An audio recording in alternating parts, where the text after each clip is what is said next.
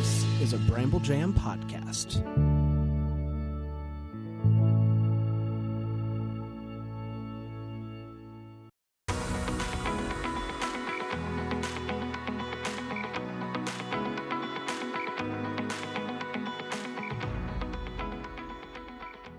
Welcome to Girls Gone Hallmark, usually a Hallmark review podcast, but today we're expanding our reach into Netflix. I'm Megan, and I'm a longtime Hallmark and Netflix fan. I'm Wendy. I'm a former Hallmark hater, always Netflix fan.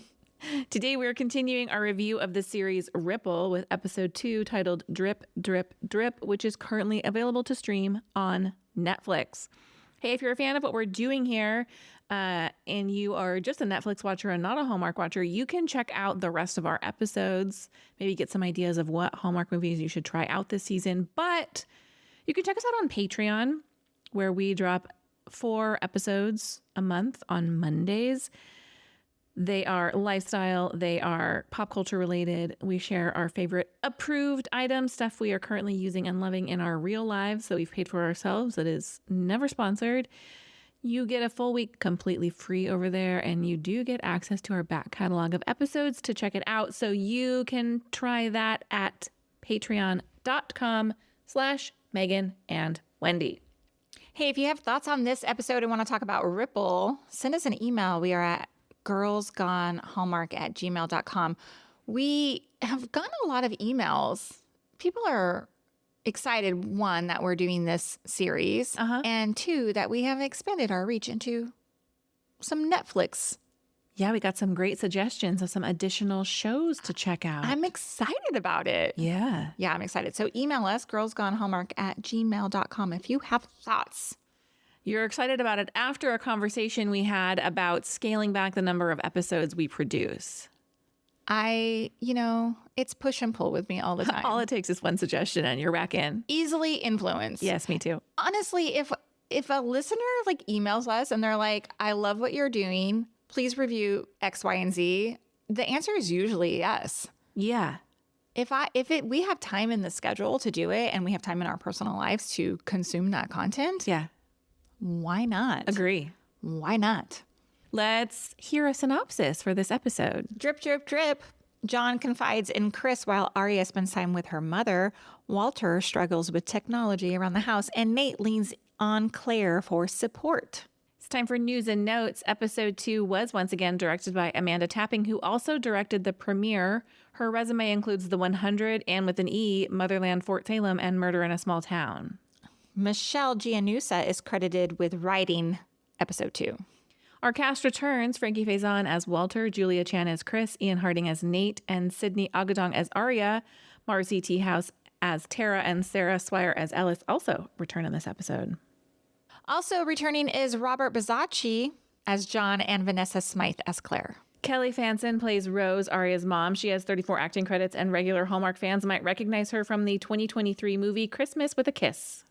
Isabella Asbury plays Finn. This is her 10th acting credit and has previously appeared on Jenny and Georgia. Nicola Correa Demude plays Sylvie. Nicola has 54 acting credits and has had roles in Shadowhunters, Resident Alien, and Law & Order Toronto, Criminal Intent. Let's take a quick break, and we are going to come right back with our first impression.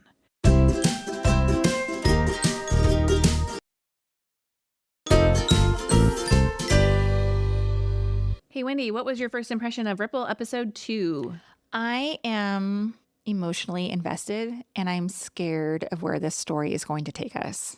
My first impression is I love a metaphor that beats me over the head, particularly a show called Ripple with an actual ripple effect causing a ripple effect in the episode. I like it. Me too. Let's talk what we liked about this episode. I have a long list. Yeah. In this episode, because I was afraid that they were going to abandon the ripple concept. We set it up. Yes. In episode 1. And then I figured we would just watch how it plays out. Yeah. But it's happening again in episode 2, and I like it. It's not. See, you said it's hitting you. Is it hitting you over the head? Is it too obvious? No, it's not too obvious. I like it. And I like watching all those little pieces come together. Me too. You know, 2 episodes in, you know nothing is insignificant in this show. Exactly. So you know that unknown person in the tunnel checking the pipes who gets called away, we know that's going to ripple effect everything. Right. And it's fun to see it come together. And I like hearing, oh, because of the flood, this is happening. And then you see him in the hallway with his baby. I like the way they tie those pieces together. I do too. I like it a lot. It's going to come up a little bit in my wishes, and I'll tell you about it when we get there. But like you said, these events that are happening don't happen in isolation. And I just like that these things are the catalyst to what's going on in their lives. I'm into it. I'm super into it. And there's so many near misses too. Right. Like, yeah, Aria not getting on the train because she hears that there's flooding in the subway. So she walks past it, stumbles upon Kris, you know? John arrives at the bar right after Aria had walked away. Right. And his girlfriend happens to be there. All of these things are happening. Yeah, all of these near misses. Kris misses Aria, but that leads to her getting the chance to sit in a cozy little booth with Nate and watch the video. Yeah, So, exactly. Yeah. Exactly. Well, can we talk about Aria? Yes, please. Aria has a ton of growth. She steps into herself in this episode, and it rewinds a little bit. We set, not in time, but in her life, she wakes up in her childhood bedroom, and we get a little bit of perspective on her relationship with her mother, which is troubled. It still leaves a lot to be desired in terms of information. Yeah. Like there's a lot of pieces. Her mom, she says, you have such a gift with the piano. Yeah, that was a little passive aggressive. No. Yeah, but she's clearly very talented as well. I mean, her singing voice is incredible. And also there's all these, which I'll talk about later, but there's a lot of questions I have there. But I loved that scene where she sees Kris and she rushes past her, and then she makes the decision to come back and asks for her chance. Yeah. And she shows up and she sees it through, and she's like, it's got to be right now. And then that scene of her performing deserves its own like. Oh my God. It was so good. First of all, what is her name? Sydney. She's an incredible singer. Yes. I loved it. She sings the song Seasons Change, which she pulls out the lyrics like at her mom's house that morning, right? The song is super reflective of like everything that's going on in the episode. She's so good at it. Also, what I was a little disappointed at, I tried to Shazam it because I was like, is this like a real song? Is this Available to stream somewhere? Yeah, can I find it? Nothing. So then I watched all the credits at the end because I was like, who wrote this? There was no music credits. Interesting. Which I was super shocked about because there was tons of other music in this episode. that was like, credited. none. I was like, where are the music credits? Oh, there's a website that I found. We'll link it in the show notes because I was that lists the soundtracks from each episode. Oh, cool. Like I said, it lists them episode by episode. But isn't it typical that they put music credits at the end of an episode? I wouldn't know that, but you're right. That song is not actually credited in this music credit. Well, they should release that song. Absolutely. Her singing it. She's so good. That whole scene, look, the whole bar is mesmerized, and I love that Nate's recording it, and then he kind of looks around like, are y'all seeing this? Yeah. It's really great. And she gets a standing ovation, and she's incredible. She's incredibly talented. It's earned. That standing ovation could have felt overdone, and it doesn't to me. Really? I thought maybe a hair overdone. Too much? A little step too far. And I hate her husband, so. Well, let's talk about her husband, John. Okay. Because when he shows up, Kris catches him, and we see Desi, his girlfriend, in the background, stand up and then sit back down. Again, I have more questions about how much she knows. Kris and John go back to the apartment to look for Aria, and the way John starts to talk about her, Yeah. you're like, oh, he loves her, or at least has some affection for her. But I don't like is that he's like, well, she just became so invested in starting a family and she's lost her way of like who she is or what she's becoming. And I just was like, are you blaming her? He does feel frustrated with her. No, I don't like this. I don't like this narrative. He's frustrated with her, so therefore has to run to the arms of his No, I colleague. don't think she caused him to do anything. I mean, he owns his own actions, but his behavior comes off as like he says she doesn't sleep if I'm not here. It's a whole thing. Like, he feels frustrated with what's going on with her. Like, he can't control it. It feels out of his hands. There's so much more to Aria that we're not aware of. We're not aware of yet. Right. But what it seems to me, later on, Desi comes to John. He brushes her off. Terrible. We get that moment where she's like, oh, I'm wearing my bracelet that you gave me because you remembered the thing that I said. And we know that they have kind of an established relationship, but he, for whatever reason, maybe it was the almost getting caught moment. Maybe he, seeing his wife through someone else's eyes, caused him to reevaluate what he was doing. I don't know. And then he's all in when they go to her performance, and he's, the loving, supportive husband when he's making a face. I don't trust it either, but they started to sell me on him a little bit. Obviously Nate clocks him. He's like, oh, you've been in here, like whatever. Do you feel like Nate knows what's up? I didn't get the impression that. Really? He's like, you come in with the suits. I want to give Nate more credit. I think Nate knows who comes in and out of his bar. Yeah. And yeah, I don't know. Will it play out? Who knows? I don't know. Yeah, I don't know either. Can we talk about Nate? Yes. Nate. I freaking love Ian Harding. Mm-hmm. I love him as Nate with Ellis. They have an incredible banter together. I love Nate with Kris. I love their chemistry together. And then we have like Nate with Claire. It's uncomfortable. It's so uncomfortable, but it's supposed to be. Yeah. And I feel so bad for Claire because she jumps into go mode, basically, like to help him get everything all set up and for his doctor's appointments and his treatment and whatever. And she wants to be there for them and for him and wants him to move back in the house and they can like figure out their shit after. And she's just looking at him like, I still love you. Yeah. I'll do anything for you. And we don't know the details of their separation, right? But it does seem like she wasn't the one who wanted it. Or doesn't continue to want it. Like, she wants at least some sort of peace and reconciliation in a way that he does not want. It makes me so uncomfortable. It makes me uncomfortable too, but I also understand where Claire is coming from, because if my husband that I was separated from, obviously you had some effect, whether she was the one who wanted it or not, you still have some affection for this person. You want to care for them. You don't want to think of your husband with stage 2 cancer, undergoing chemo, sleeping on a couch in his bar. Yeah, no. I also understand that impulse to take over and organize and feel like, well, I can't control this, but I'm going to control what I can and feel like I have some power in this situation. Right. And I understand him being like, yo, you're not listening to me. Yeah, basically calls her out. Yeah. You're not listening to my needs at all, which I wonder if is a recurring problem between the two of them. Nate meets Finn.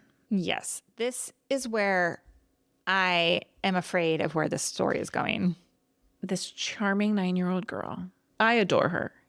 And I really liked the scene where we meet her and she's with the oncology nurse and she's like, oh, you're already my favorite patient. She shows her the snacks. And then she just has this total bantery conversation with Nate that I loved. And she calls him out. She's honest and she's funny and she has no patience for him lying to his daughter. She says that line. Just in case. That too, when they talk about like Nate telling his daughter what's going on. But it was a funny line. Nate's phone rings and it rings really loud. And she goes, yeah, my grandpa has that. Yeah. I was like, ooh, I feel like I've just been called out. Yeah, exactly. They're obviously building something more there. Yes, I'm worried about the trajectory of that storyline. And this is obviously not her first rodeo because she and her father talked about, she says something about, oh, the other place had terrible books. Right. Did they move for a new treatment opportunity? What's happening here? I don't know. We have the man who breaks my heart every time he's on screen, and that's Walter. I love Walter so much.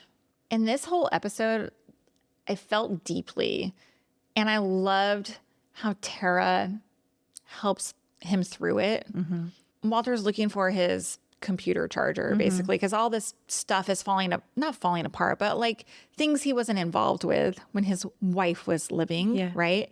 And Tara comes in and she's helping him through it, and she tells him this incredible story about it's not the thing in front of us is what the problem is. It's just well done. Well, and while she's talking, she starts cleaning up his apartment, picking up pillows and just like putting things back together, which I really liked. Of course, that leads us to this lovely little electronic store exchange where Tara has a little meet cute with Sylvie that I thought was adorable. I liked Tara vibing with the headphones. Perhaps my favorite moment in this episode, there's two of them, but one might be when Ellis calls Walter after the appointment, and Walter has just seen this couple walk by that reminds him of he and his wife. But Ellis calls and asks him for help. The look of joy on Walter's face. To be needed. Yeah. Because he was struggling, right? He was like, I can't do it all. I'm failing. Like my water got turned off because I don't know how to pay the bill. And my wife did everything. And now here's where he shines. He has a friend. Ellis needs him. I just wanted to wrap him in a hug. I was so glad for his joy in that moment. Yeah, same. I just love the relationship between Tara and Walter. It's such like a nice, supportive, like father-daughter. Right? You would call it father-daughter, don't you? I think so. But what I was really glad was that Sylvie said, can you give this number to your friend? Yeah. She didn't make an assumption. Yeah. Can you give this number to your friend? And Sylvie is credited in many future episodes, so we have not seen the last of her. Let's talk Kris and her pursuit of finding a new job. I thought it was kind of funny. Like Kris is looking for something that fits what she's doing. But, and I liked seeing kind of like all this inside stuff. Like she goes to the first place and it's obviously maybe too hip, too cool for not a culture match. Not a culture match. Yeah. She's in the beanbag and can't get amazing. out of the beanbag. The pullback. Amazing. Loved it. And then she's at the other place and she's like, this isn't the talent that I'm. Yeah, she's figuring out what she doesn't want. Right. And that's so nice to watch, especially being like my age. And I feel like that's super relatable. I know she's a lot younger than me, this actress and this character, but like she knows who she is and that her instincts are probably right on. Yeah. Not even about like, this is not a fit for me for this job, but like her instincts are right on about Aria. So it's fun to watch. And I love all, like, well, I already said it before, but like how she and Nate have this like really organic kind of friendship. I love it. Love her. Somebody on Reddit was like bagging on the wig she's wearing. Oh, I like doesn't it. Bother me. No, it doesn't scream wig. It doesn't to me either, but like maybe it's just because I'm not familiar with wigs. So she has such a striking look. I just enjoyed looking at her. Me too. Like you said, I like her relationship with Nate. And my second favorite moment in the episode is when they're all just cozy in the booth looking at the videos. And the way they speak to each other is so comfortable and familiar. And they talk about just wanting someone to just be with. Yeah. And as someone on the outside, I want Nate to let all of these people in because he needs the support. And I understand why he doesn't want to. He almost tells Ellis in the beginning of the episode. Yeah. Kris asks if he had a relaxing day off, and he says, in fact, I did not. And then she just picks up the thread of the conversation.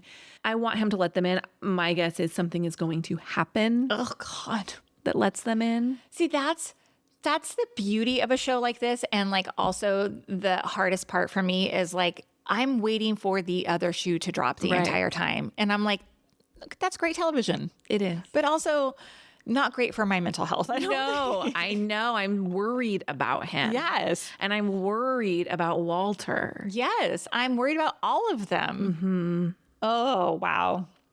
Yeah. What's going to happen when Aria finds out the truth about her husband? And is that going to send her right back into hiding, so to speak? Right. What? Yeah. Obviously. Well, let's talk wishes first. Okay. Let's talk wishes. I only have one. Okay. I wish I could stop looking for clues. Now, oh yeah, this is very much a me thing. We also recap and review a show called The Way Home, which is a Hallmark show, but is also airing on Netflix. The first 2 seasons. Yeah, and that show to me, while I'm consuming, I'm constantly looking for clues on that show. Does that mean something? Is there context here? Sorry. So I wish that I could watch this without trying to like solve it. I hear what you're saying. Yeah, you want to take it in. You don't want to go, is that significant? Do I need to remember that? What I feel the same way when I watch it, and I watched this episode twice just to make sure I didn't miss anything. I don't know that there's a way around it. I think if I were just watching it, I could consume it, but I think in order to talk about it, I don't know that there's a way to turn that off. Yeah, exactly. I don't want to miss something so obvious. Right. My wishes are all just questions I have, things I would like more information about. Aria's storyline, Rose is very resistant to talking about Aria's father. Mm-hmm. Obviously, we get a little bit of information in this episode that suggests that perhaps Rose has lied to her, and I'd love to know why. Nate pulls a red folder out of his bag. Yes. I rewatched the episode to see if I had missed the origin of that red folder, and I did not. And I'm curious what's in there. Is it a treatment plan? Is it more information? Is it financial information about his bar? I don't know, but he looks concerned. Mm-hmm. I would like more time with Ellis. I think she suspects something is going on with Nate. She doesn't know what it is, but she does say that he's not looking all that great. She knows he's sleeping in the bar. Perhaps she's just concerned for him on that level. And I would like more backstory on John and Desi, big old cheaters that they are. Does Desi know John's full story? Does she know that he's married? That's a good question. How long have they been together? Where is this going? All of these questions. We've got a lot more episodes to get through. I'm sure we'll get some of this, but that's where I'm living right now. Yeah, for sure. Me too. Okay, before we keep going, we should probably talk about that little 7-day magic mind experiment we did last week. Oh, yeah, that thing that I thought would absolutely do nothing, and somehow it did something.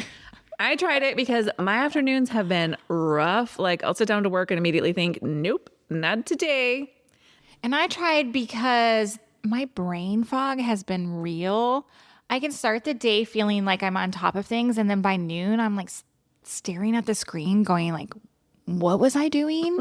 So around day 3 of the magic mind, I remember thinking like, oh, I'm just doing my thing. I'm not pausing, going, what are you doing, Wendy? Do you know what I mean? Yeah, the biggest thing for me was that I wasn't scrambling to find my focus. It's like my attention span stopped fighting with me. And because it's not coffee level intensity, I wasn't jittery. I could just sit and do the thing.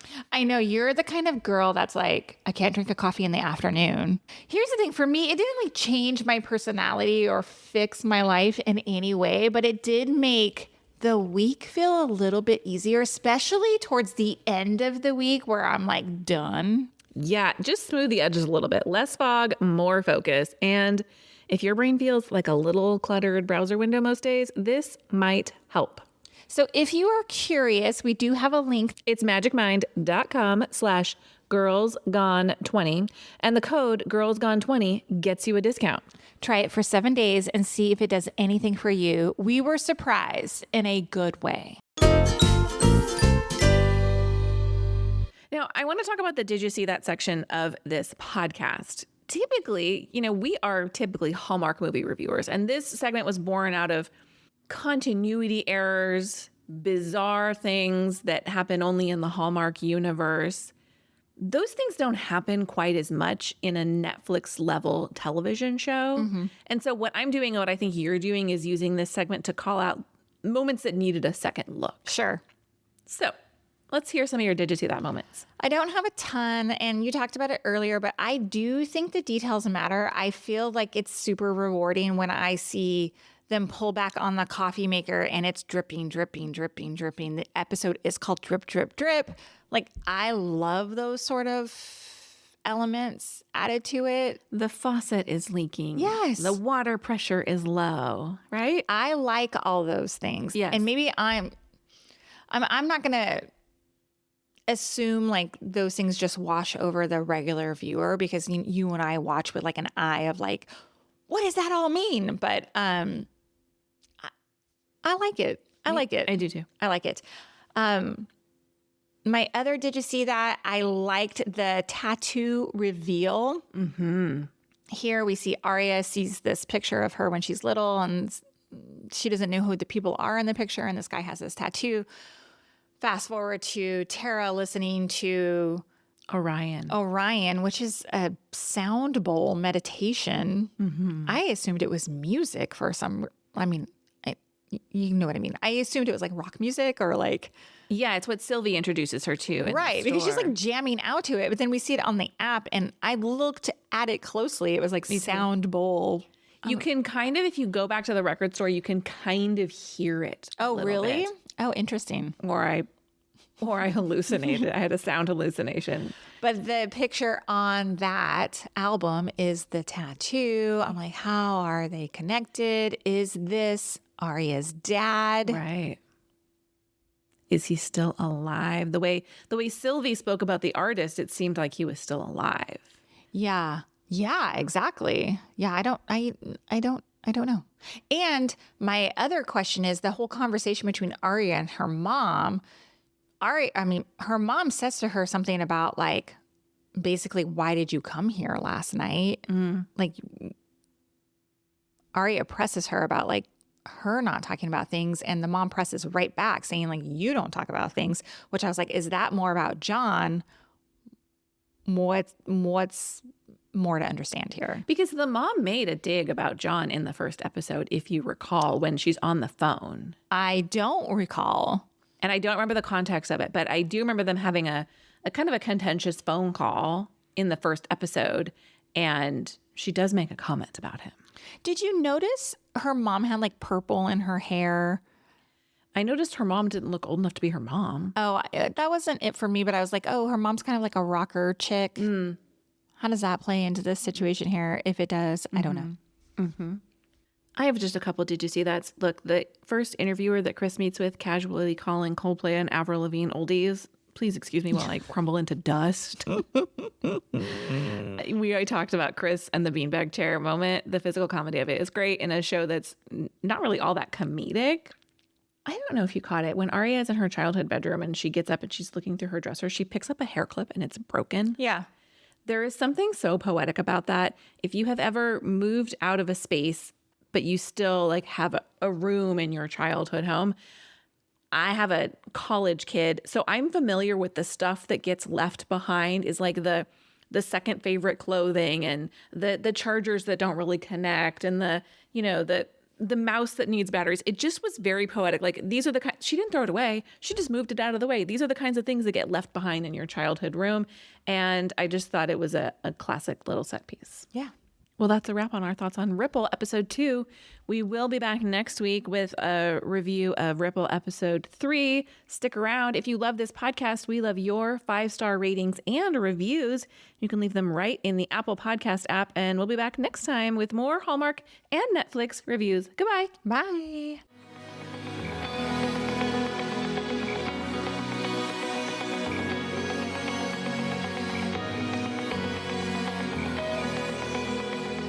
All right, friends, before we go, just a quick heads up. You're about to hear some ads. These little gems help us keep the show running and the Hallmark love flowing. So do with that info what you will. Grab a snack, hit the skip button, or maybe, just maybe, listen in and discover your new favorite product. Bye.